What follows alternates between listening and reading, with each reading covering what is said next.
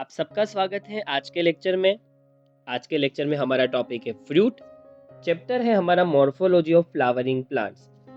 आप लोगों ने प्रीवियस लेक्चर्स में root, stem and leaf structure के बारे में पढ़ा। उसके बाद आप लोगों ने male and female reproductive organs के बारे में भी पढ़ा। फ्लावर्स के डिफरेंट डिफरेंट पार्ट्स पढ़े, तो रूट, स्टेम, लीव्स, फ्लावर्स, और उसके बाद फ्रूट्स और सीड स्ट्रक्चर बच जाते हैं। तो चलिए अब शुरुआत करते हैं इस लेक्चर से। फ्रूट, जो कि एंजियोस्पर्म में एक सबसे इम्पोर्टेंट पार्ट है और इसका रोल भी बहुत इम्पोर्टेंट है। सबसे पहले हम शुरुआत करेंगे डेफिनेशन से। फ्रूट हम किसे कहेंगे? इट इज अ मैच्योर और ripen ovary develop after the fertilization. ये हम जानते हैं कि जो ओवरी है वो आफ्टर द फर्टिलाइजेशन फ्रूट में कन्वर्ट हो जाती है और उसके अंदर जो ओव्यूल्स होते हैं वो कन्वर्ट हो जाते हैं सीड के अंदर। तो फ्रूट और कुछ नहीं है, फर्टिलाइज्ड ओवरी है। After the fertilization ovary develop होती है, मैच्योर होती है, और राइप होने के बाद उसका नाम बदल जाता है और हम उसे फ्रूट के नाम से जानते हैं। तो फ्रूट और कुछ नहीं है, मैच्योर या तो राइपन ओवरी है। Ovary after the fertilization mature होने के बाद फ्रूट के नाम से जानी जाती है और ओव्यूल्स सेम वैसे ही सीड्स के नाम से। कुछ ऐसे भी फ्रूट्स हैं, हम ऐसा कहते हैं कि आफ्टर द फर्टिलाइजेशन जो ओवरी है वो राइप हो तो मैच्योर होने के बाद फ्रूट के नाम से जानी जाती है। पर कुछ ऐसे भी फ्रूट्स हैं जो फर्टिलाइजेशन के विदाउट फॉर्म होते हैं, जिसमें विदाउट फर्टिलाइजेशन ओवरी कन्वर्ट हो जाती है फ्रूट के अंदर। ऐसी कंडीशन में हम लोग जनरली वर्ड यूज करते हैं पार्थेनोकार्पिक फ्रूट। तो पार्थेनोकार्पिक फ्रूट का मतलब होगा कि जब ओवरी विदाउट फर्टिलाइजेशन, यहाँ कोई भी ओवम और मेल गैमेट आपस में फ्यूज बिल्कुल नहीं हुए हैं और इस वजह से यहाँ पर कोई एम्ब्रियो का फॉर्मेशन नहीं होगा। इसी रीजन से पार्थेनोकार्पिक जो फ्रूट्स हैं उनमें आप सीड स्ट्रक्चर नहीं देख पाएंगे, क्योंकि आप जानते हैं कि ओव्यूल्स आफ्टर द फर्टिलाइजेशन ही सीड्स के फॉर्म में कन्वर्ट हो जाते हैं। अगर फर्टिलाइजेशन ही नहीं हुआ है तो सीड स्ट्रक्चर भी नहीं बनेंगे। हाँ, पर इस कंडीशन में एक प्रोसेस ज़रूर हो रही है। फर्टिलाइजेशन भले ही नहीं हो रहा, इसके बाद भी ओवरी फ्रूट में कन्वर्ट हो रही है विदाउट फर्टिलाइजेशन, और तब हम वर्ड यूज करेंगे पार्थेनोकार्पिक फ्रूट। यहाँ पर जो कार्पिक वर्ड है वो कार्प से आया है, जिसका मतलब होगा रिलेटेड विथ फ्रूट। यहाँ पर एग्जाम्पल है बनाना। बनाना एक पार्थेनोकार्पिक फ्रूट है और बनाना के अंदर सीड्स नहीं होते, क्योंकि अगर फर्टिलाइजेशन ही नहीं हुआ है तो फिर ओव्यूल सीड में कन्वर्ट कैसे होंगे?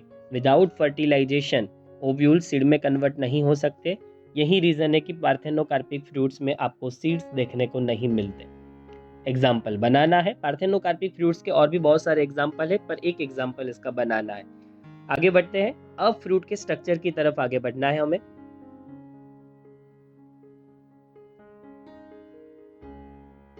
सबसे पहला स्ट्रक्चर है फ्रूट वॉल और उसके अंदर पेरिकार्प। पेरिकार्प ड्राई भी हो सकता है, फ्लेशी भी हो सकता है। फ्रूट की जो दीवार है, फ्रूट की जो वॉल है, उसको हम जनरली पेरिकार्प के नाम से जानते हैं। हर एक स्ट्रक्चर को एक प्रोटेक्शन दिया गया है। नेचर हर एक स्ट्रक्चर को डिफेंस करती है, प्रोटेक्ट करती है। अब देखिए तो लंग्स के आसपास भी प्रोटेक्टिव लेयर्स है, हार्ट्स के आसपास प्रोटेक्टिव लेयर्स है, इवन माइटोकॉन्ड्रिया और क्लोरोप्लास्ट के आसपास भी प्रोटेक्टिव मेम्ब्रेन्स है। सेल को सेल मेम्ब्रेन प्रोटेक्ट करता है और प्लांट सेल्स में तो सेल वॉल का एक एक्स्ट्रा प्रोटेक्टिव लेयर है। ठीक उसी तरीके से यहाँ पर फ्रूट को प्रोटेक्ट करने के लिए पेरिकार्प है। ये वर्ड कैसे बना पेरिकार्प? पेरी वर्ड बहुत टाइम से पढ़ते आए हैं। कार्प का मीनिंग होगा रिलेटेड विथ फ्रूट, जो फ्रूट से रिलेट करता है, और पेरी मतलब कवर करना, एनसर्कल करना, सराउंड करना। तो फ्रूट की कवरिंग के लिए हम जनरल वर्ड यूज करेंगे पेरिकार्प। ये फ्रूट की दीवार है, फ्रूट की वॉल है जो फ्रूट को प्रोटेक्ट करती है। कुछ फ्रूट्स में आप देखेंगे तो पेरिकार्प काफी ड्राई होती है। कुछ नट्स आप देख लीजिए, उनमें काफ़ी ड्राई होती है पेरिकार्प। जैसे आप एग्जांपल ले लीजिए वॉलनट का। वॉलनट के अंदर पेरिकार्प ड्राई होगी और एक्सट्रीमली हार्ड होगी, जबकि फ्लेशी पेरिकार्प आपको देखने को मिलेगी कुछ जूसी फ्रूट्स के अंदर, जैसे कि मैंगो। तो पेरिकार्प ड्राई भी हो सकती है, पेरिकार्प फ्लेशी भी हो सकती है। पर अगर पेरिकार्प फ्लेशी है, अगर वो ठीक है और फ्लेशी है, तब हम उसको डिफरेंशिएट करते हैं 3 और लेयर्स में। और उसमें पहला लेयर पेरिकार्प का एपिकार्प के नाम से जाना जाएगा, जो सबसे आउटर होगा। मिडल का लेयर मेसोकार्प और इनर लेयर एंडोकार्प के नाम से। तो देखो पेरिकार्प 3 लेयर्स में डिवाइड हुए। सबसे आउटर एक्सटर्नल से एक्सो आया, जिसको एपी भी कह सकते हैं। मिडल से मीजो आया और इनर से एंडो आया। ये 3 लेयर में डिवाइड हो गया, फर्स्ट, सेकेंड एंड थर्ड। कौन सा स्ट्रक्चर? फ्रूट की वॉल या तो पेरिकार्प। कब?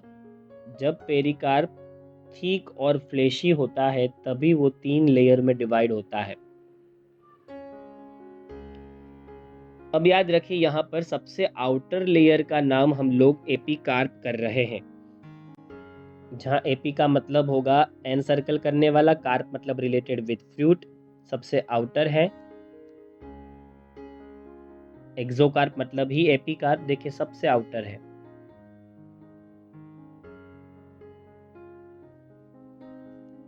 मीजोकार्प मिडल में आया हुआ है। मीजो मतलब ही होता है मिडल, और कार्प मतलब रिलेटेड विथ फ्रूट। ये रहा मीजोकार्प। अब ये पूरा स्ट्रक्चर मीजोकार्प का ही है। ये पूरा जो स्ट्रक्चर है वो एक्चुअल में मीजोकार्प है। जो जूसी होता है मैंगो के अंदर, इसी मीजोकार्प को हम खा जाते हैं, वो एडिबल होता है। और एंडोकार्प सबसे अंदर की तरफ आया हुआ स्ट्रक्चर, और ना सिर्फ अंदर है, एंडो का मीनिंग होगा इनर, अंदर आया हुआ। और ये देखिए कितना सख्त लेयर है, कितना मोटा लेयर है। ये जो लेयर आपको यहाँ दिखाया है, जो सीड को प्रोटेक्ट कर रहा है, ये काफी टफ होता है, जिससे ये अंदर आए हुए सीड स्ट्रक्चर को प्रोटेक्ट कर सके। तो ये जो पूरा आपको लेयर दिखाया गया है, वो एंडोकार्प का लेयर है, जिसका काम सीड का प्रोटेक्शन है। ये रहा सीड जो उसके अंदर है और उसको प्रोटेक्ट कर रहा है। मैंगो के अंदर ये काफी स्टोनी हार्ड आपको देखने को मिलता है। तो ये हो गया फ्रूट में फ्रूट वॉल, पेरिकार्प और उसके कुछ लेयर्स।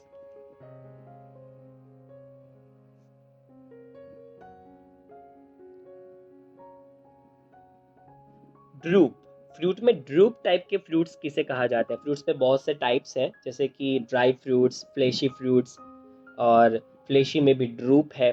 उसके अलावा कंपाउंड या कॉम्प्लेक्स फ्रूट्स, बहुत से टाइप्स हैं, पार्थेनोकार्पिक फ्रूट्स। पर हम लोग यहाँ पर सिर्फ ड्रूप के बारे में जानने वाले। ड्रूप किसे कहेंगे? ये फ्रूट्स का डेवलपमेंट होता है from the monocarpellary superior ovaries and are one seeded. पहली चीज, यहाँ पर मोनोकार्पेलेरी कंडीशन है। मोनोकार्पेलेरी मतलब ओनली वन कार्पेल होगी इसके पास। सेकेंड, सुपीरियर ओवरी, तो ओवरी सबसे अबो होगी, बाकी सारे पार्ट्स नीचे होंगे। ओवरी सुपीरियर है, बाकी सारे पार्ट्स नीचे हैं। इस तरीके के फ्लावर्स को हम generally hypogynous type of flowers भी कहते हैं, जो आपने पढ़ा था। और अगर यहाँ पर हम बात करें तो ओवरी के अंदर एक सिंगल ओव्यूल ही होगा, इसलिए इसमें एक सिंगल सीड ही आपको आफ्टर द डेवलपमेंट देखने को मिलेगा। तो ड्रूप फ्रूट्स कहाँ से बर्थ लेते हैं? मोनोकार्पेलेरी मतलब एक ही कार्पेल इनके पास होती है, ओवरी सुपीरियर होती है, बाकी सारे पार्ट्स नीचे और ओवरी सबसे ऊपर, और सीड भी इनके पास सिंगल ही रहता है। ड्रूप कहा क्यों जाता है इन फ्रूट्स को? क्योंकि इन फ्रूट्स के अंदर आप देखेंगे तो जो एंडोकार्प है वो एकदम स्टोनी हार्ड होता है सीड को प्रोटेक्ट करने के लिए। मीजोकार्प जूसी होता है, एडिबल होता है। कुछ किस्सों में, कोकोनट में बात करें तो फाइब्रस होता है। और एक्सोकार्प भी एकदम सिंपल और कंटिन्यूअस लेयर फॉर्म करता है। तो ड्रूप के अंदर एंडोकार्प काफी हार्ड पाया जाता है, पर ऐसे फ्रूट्स को हम जनरली ड्रूप के नाम से जानते हैं। मैंगो एक ड्रूप है, कोकोनट भी ड्रूप के अंदर ही काउंट किया जाता है। यहाँ पर जो फिगर है वो भी एक्चुअल में ड्रूप की है। ड्रूप के अंदर आपको क्लियर कट देखने को मिलेगा। ये जो पेरिकार्प है वो आपको 3 लेयर में डिवाइडेड मिलेंगे ड्रूप के अंदर। सबसे पहला लेयर एक्सोकार्प, जैसे मैंगो के अंदर ऊपर का छिलका जो हम निकाल के फेंक देते हैं वो एक्चुअल में उसका एक्सोकार्प, या तो फिर इसके लिए एपिकार्प वर्ड भी है। मीजोकार्प, मैंगो के अंदर मिडल पोर्शन जिसको हम खा जाते हैं। और एंडोकार्प, जो सीड को प्रोटेक्ट करने वाला स्टोनी लेयर है जिसके अंदर से गुठली निकलती है। तो ड्रूप के अंदर आप पेरिकार्प को 3 लेयर में डिवाइडेड देखेंगे, एंडोकार्प, मेसोकार्प और एक्सोकार्प के अंदर। सारे फ्रूट्स में ऐसा नहीं होता कि पेरिकार्प ऐसे 3 लेयर्स में डिवाइड होता है।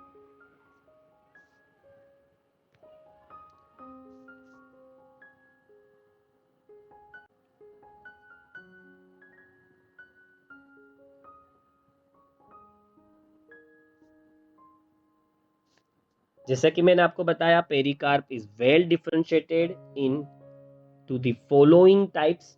मैंगो के अंदर आप देखेंगे तो पेरिकार्प बहुत सारे लेयर्स में डिवाइडेड होता है, डिफरेंशिएट होता है। जैसे कि हम लोगों ने देखा था, आउटर लेयर जो होता है थीन एकदम पतला, जिसको हम एपिकार्प कहते हैं। तो ये रहा एपिकार्प, मैंगो का छिलका जो आउटर है, जो एकदम पतला होता है और जिसको हम मैंगो खाने से पहले निकाल देते हैं, जिसका काम फ्रूट का प्रोटेक्शन है। मिडल लेयर जो है वो फ्लेशी होगा, एडिबल मतलब खाने लायक। फ्लेशी है और एडिबल मतलब खाने लायक है, मिडल में है, इसलिए मिजोकार्प नाम दिया है। ये रहा मिजोकार्प, जिसको हम खा जाते हैं, जिसका जूस बनाते हैं हम मैंगो के अंदर। और ड्रूप के अंदर जो सबसे इनर लेयर होता है वो होता है स्टोनी हार्ड, एकदम स्टोनी हार्ड होता है और अंदर है, इसलिए एंडोकार्प नाम है। और ये रहा एंडोकार्प, इसके अंदर गुठली होगी। जो गुठली है उसका सीड है, सीड को प्रोटेक्ट करने के लिए एंडोकार्प इतना सख्त बनता है। तो जैसे अगली स्लाइड में भी हम लोगों ने देखा था, उसी तरीके से यहाँ पर भी सेम दिखाया है कि ड्रूप जो है उसमें पेरिकार्प 3 लेयर में डिफरेंशिएट होता है। सेम कोकोनट में भी आपको ऐसे ही 3 लेयर्स देखने को मिलेंगे, पर उसके अंदर जो मिजोकार्प होता है वो फाइब्रस होता है, वो खाने लायक नहीं होता। और फाइब्रस पार्ट को हम छिलके के फॉर्म में निकाल देते हैं। जब हम कोकोनट छीलते हैं तभी वो मिजोकार्प वाला फाइब्रस पार्ट हम लोग रिमूव कर देते हैं। और उसके बाद हम जो कोकोनट है उसको तोड़ते हैं, वो जो पोर्शन होता है वो एकदम स्टोनी हार्ड होता है, वो उसका एंडोकार्प है। फिर अंदर से जो व्हाइट कलर का पोर्शन निकलता है वो एक्चुअल में एंडोस्पर्म होता है, जिसको हम खा जाते हैं।